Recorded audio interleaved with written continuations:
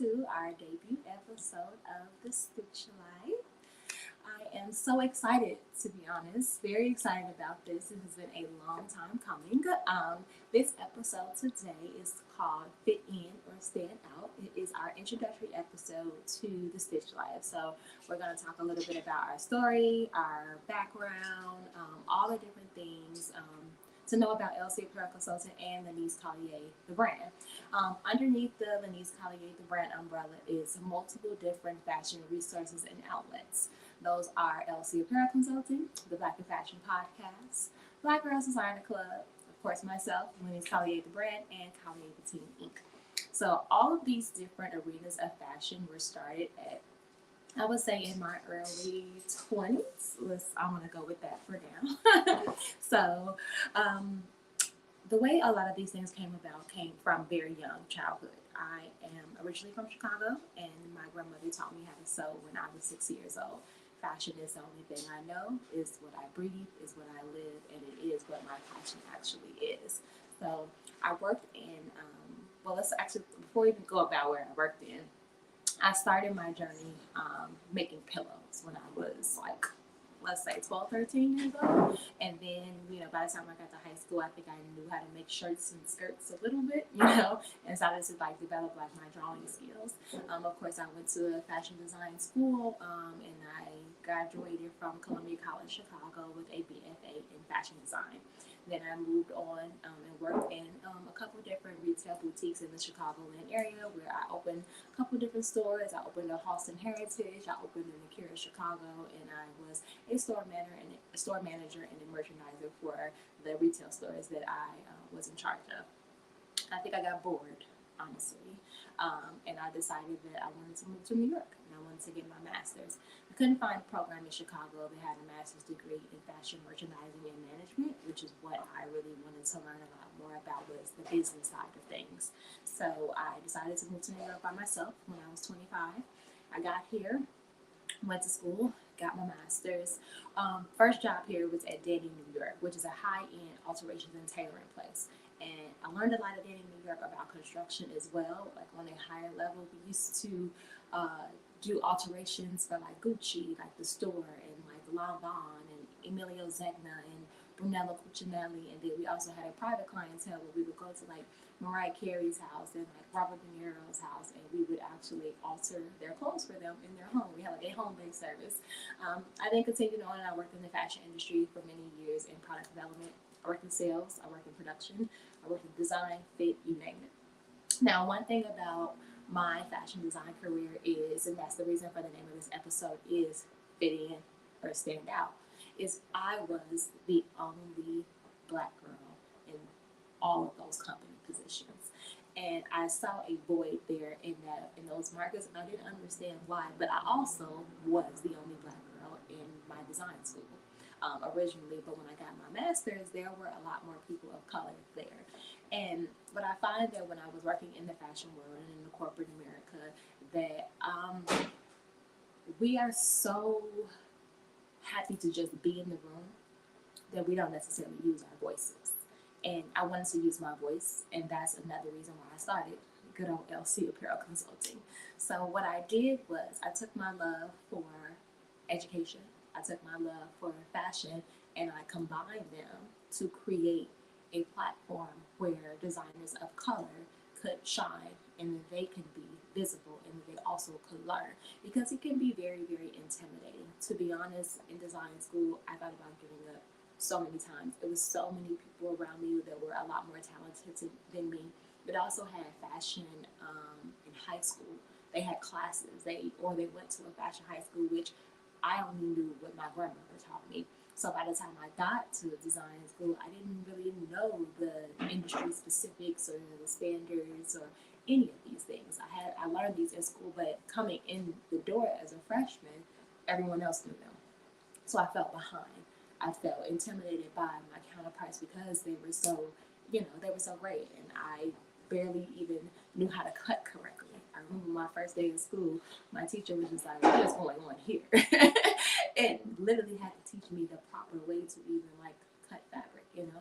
And working in the industry, was very similar to being in school because I'm a woman of color and I'm in a position of leadership, and there are counterparts underneath me that tend to throw out the word of me being, oh well, you're aggressive, or didn't like the way I talk or the way I speak, and that was very very challenging for me to figure out where my voice was and how I could um, delegate and be assertive and be a good leader, in a space where I'm not very well respected.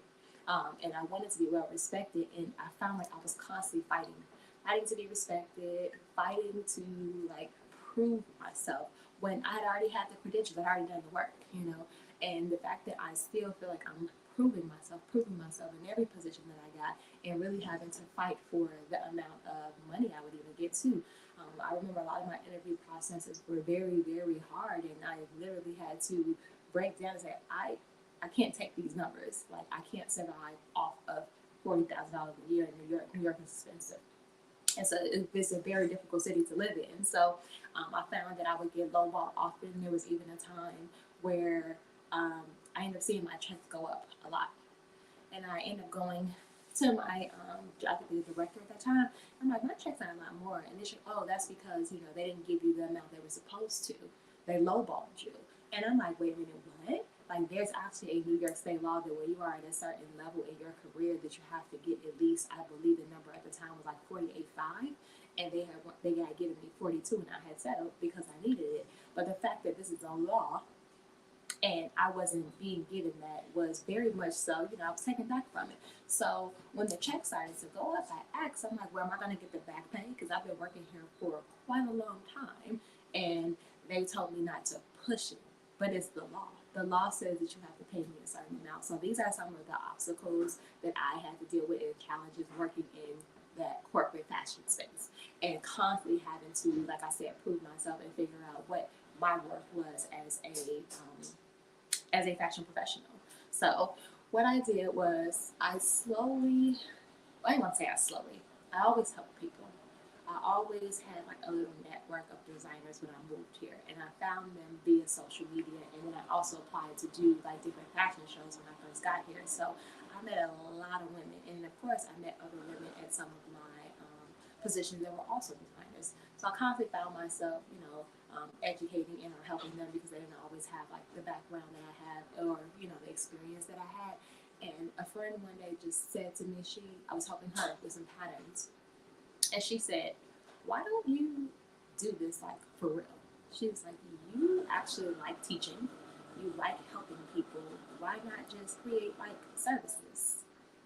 Like why not like just teach, just have your classes?" Because I believe around that time I had been applying for different positions at FIT and like Parsons, and I never got any callbacks, never got any interviews, so I just pretty much gave it up. So I decided, like, hey, you know what?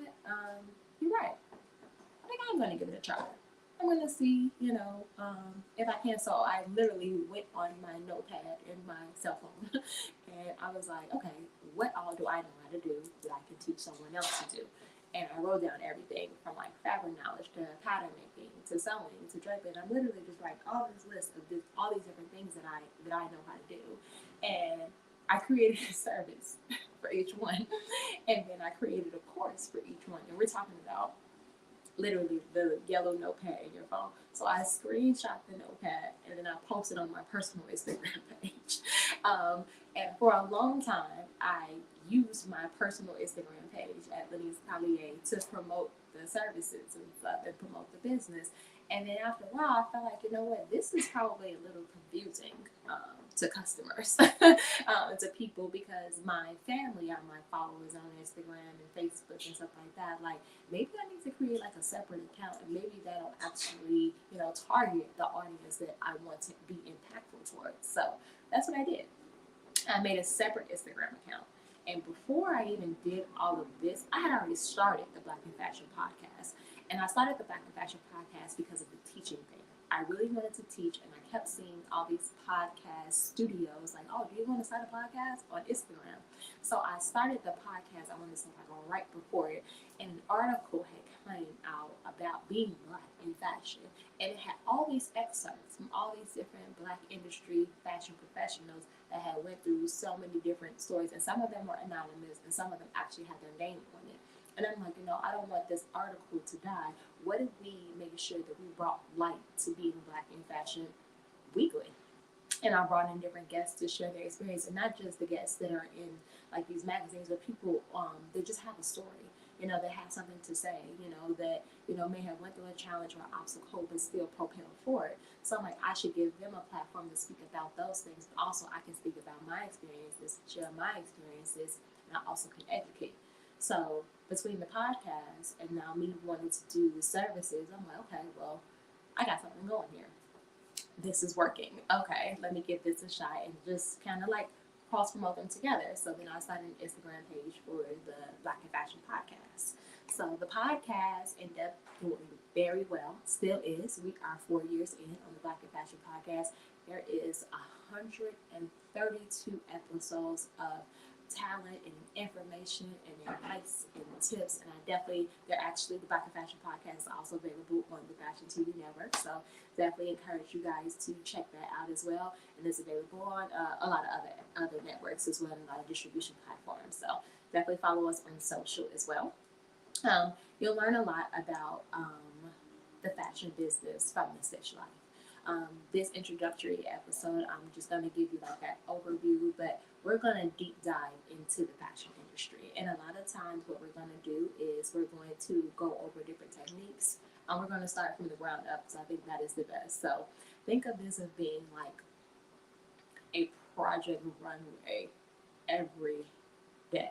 If that makes sense, or whatever, and they're coming to you. So we'll record and we'll film and we'll show you just like what it's like to be in the atmosphere on a daily basis, and not just for a contest or a competition the way that Project Runway and Next in Fashion and all of these shows do. Our differentiation point is that you're going to see what we go through on a day-to-day basis, and I'm also going to share my personal experiences from entrepreneurship and different things that I've learned and processed and had to go through over the years, things I'm currently learning. I think that those are the biggest teachable moments, is teaching in the moment and taking every experience and changing those experiences into a learning experience. So every challenge is a learning experience. Everything that you run through and run into in life you can look at it in a certain way. And that is one of the things that has propelled me forward in this business, is taking every, failure, every missed opportunity, everything, and then switching it around and then turning it into something that I can actually like learn from, and that I also can share with others. So that is one of the biggest things that I want to go in. So fitting in and standing out is all about having your voice, being able to own your place in the rooms that you're in, and being okay with exerting yourself regardless of what people think, or honestly, that's what it is. Not caring about what people think. And it takes a very, very strong-minded person to get to that space, and also making your business work for you.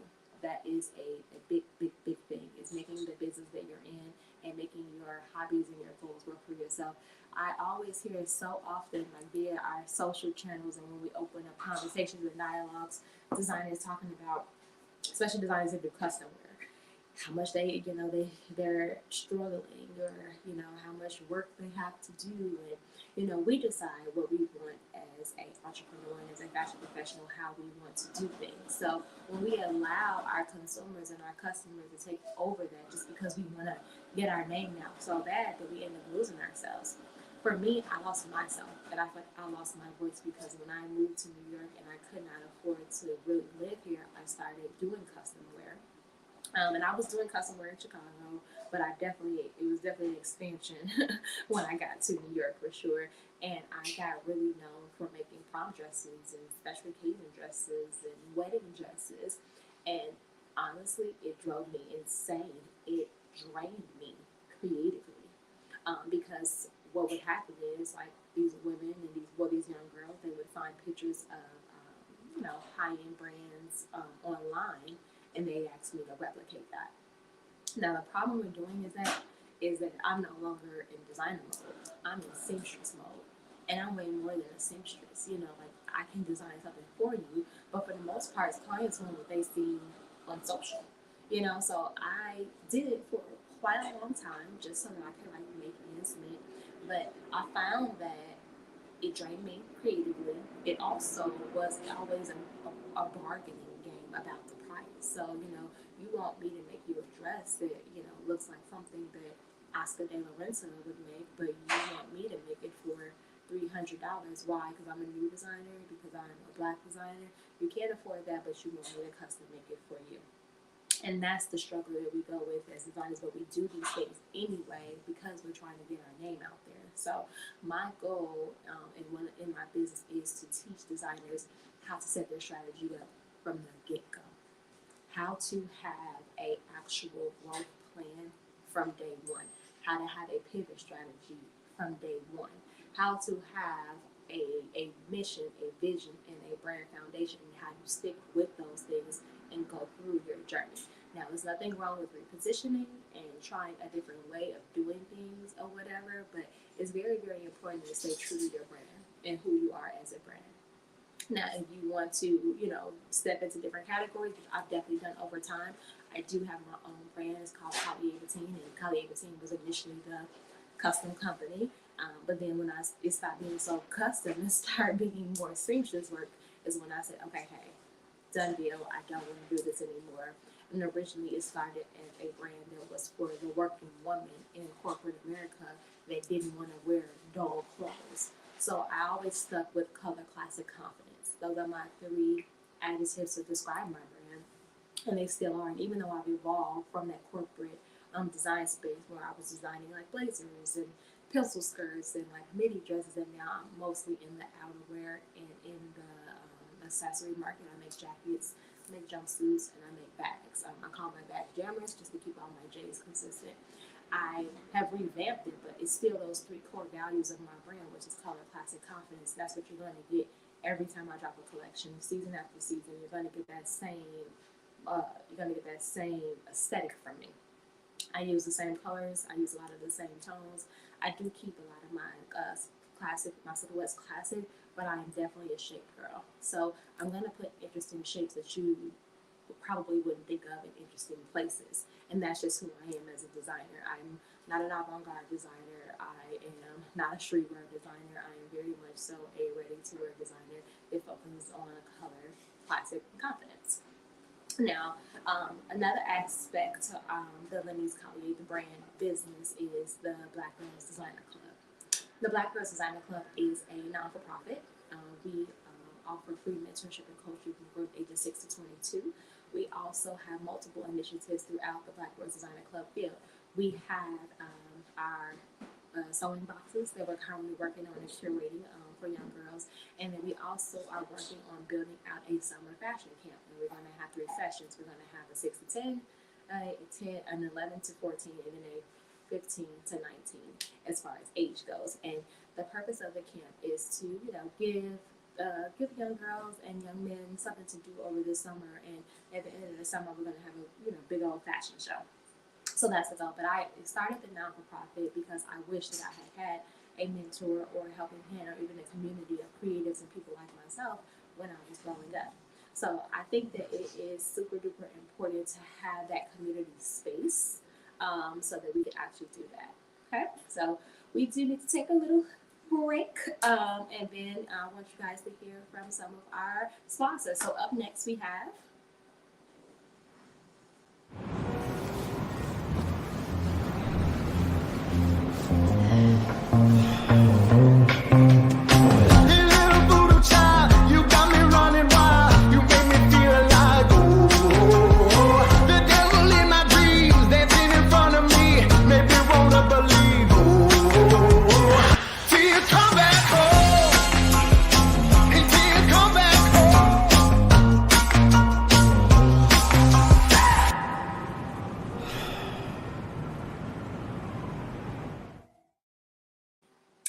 perfect. And we are back. Thank you again, guys, for joining us today. So, for the second part of the show, I want to kind of give you guys a little walk into our world. So, I don't want you, none of the shows to be just me and this white background here with the big old LC Apparel consulting sign, but a little bit of a walkthrough of what it looks like to be in our studio. I'm going to take you guys around. So this is the LC Apparel Consulting Studio. And I'm going to introduce you guys to some of our team members. Nia, say hi. Hi. This is Nia. She is our product development assistant, and she's currently working on some swimwear for one of our clients that's based in Dallas. And we have over here, say hi, Jenna. This is Jenna. She is our head seamstress, and she is working on the camera. Yeah, you are. There you are. This is Jenna here. She's our seamstress, and does amazing things and amazing work here. So we also have a lot of product development going on in the studio, and this is our pattern making area. Of course, this is our lady area. We have, everybody over here has a name. Every dress form has a name. And then this is our sewing area. This is our fabric wall area over here. And this is where we keep all of our client information and all of the things that we are running through currently in the design process. And of course, this is my office where I'll bring you guys in, where all of the magic happens and I consider and think about business as a whole. I do encourage all designers that are watching, that are viewing, and going to be tuning into our show to really break down what it is that you want to be as a designer. And I find that the feedback that I get the most is that designers just don't know who they are. They don't like to sew. They know they like to make clothes, but who are you? What kind of designer are you? And how can you make that consistent throughout your journey and your brand? And if you have trouble finding yourself, I encourage you all to do a mind map. It is probably the thing I tell people to do, my students, my clients, my mentees, I do the most. Put your name or your brand name into a little bubble. And then from there, literally branch out any words that come to mind. Anything, whether it be comfort, whether it be luxury, whether it be stylish, whatever it is, and figure out what that brand foundation is for yourself. Who am I? Because it can make you or break you, in all honesty. A lot of businesses fail within their first 4 to 5 years of business because of not knowing who they are as a company, not being consistent, customer service for sure, and of course the most important thing is bad money management. But if you have a plan and stick to the plan, you can avoid a lot of those things. And pre-planning, and I know a lot of the new designers, they don't know what's going to happen. I am a very much so a result of that. I didn't know that LC Apparel Consulting was going to take off the way that it did. It really was a side hustle, and I in my mind, I did manifest it. I told myself, hey, in 2020, I'm going to go into full-time entrepreneurship. I'm going to do it. But I hadn't left my job yet. I was a product development director at PPI Group, where I managed the sleepwear of multiple different brands like BB and Lamaze and Rainbow, and I think I had US Polo and a couple other brands underneath that too, Kathy Ireland, Nanette Lepore, a lot of those brands. And I left at the end of December for my birthday vacay, and my last day of work was December 31st, and I didn't come back to work until January the 7th. I wasn't at work 5 minutes before they had laid off 15 people in my department. Reason being is because I worked for a company that did all of their imports and their manufacturing in China. And at the time, we had good old Mr. Trump in office, and Trump had 15% tariffs coming off of all goods coming out of China, which hit a lot of wholesale companies and private label companies really, really hard because of the amount of money it costs to even get the goods over into the country. So as a business, they had to let people go. At that time, I literally, like I said, had went on vacation and I didn't even know how I was going to pay my bills moving forward because I didn't plan to not have a consistent income. But what I used it was for motivation, motivation to say, hey, I can do this on my own. At the time, I had gotten really popular for doing NYC Garment District tours. I would do them the first Friday of every month. When I lost my job, I amped up. I did them every week. And then I only could teach courses in the evenings and, of course, like on the weekends because of my job schedule. I amped up on my courses and updated my schedule so that you could take a course anytime throughout the day or in the evening or on the weekends. So I used that time to hone in on what I wanted to do the most. And I used that time to figure out and to strategize about where do I see this company going, because this is a sign that full-time entrepreneurship is what I need. So do I fit in or do I stand out? This is also the time where COVID was absolutely on the rise. And a lot of people were, scared to go outside and scared to be around people. And, we were all living in fear because we didn't know what was going to happen. I used that time to be fearless. I went to Paris during that time. I went to London during that time. I traveled to different cities because New York had it the absolute worst. We couldn't do anything here. I used it to host workshops in other cities, to teach in other cities. I also used that time to do one-on-one teaching with a private clientele. So it's like, of course, you can't come to a class with 20 people in it, but I can offer one-on-one coaching because that's the safest. And of course, make sure our environment is clean and sanitized. To a jail, I decided that I was going to not do that because I needed to figure out how I was going to bring in income. And by me doing that, in 6 months, I was able to create 11 jobs and I moved into a commercial space and I was able to help almost 268 brands create products and go into manufacturing. So if you lead with not fitting in, because I could have did what everyone else was doing and just sat back and did nothing, or kind of just hung around the house. I didn't.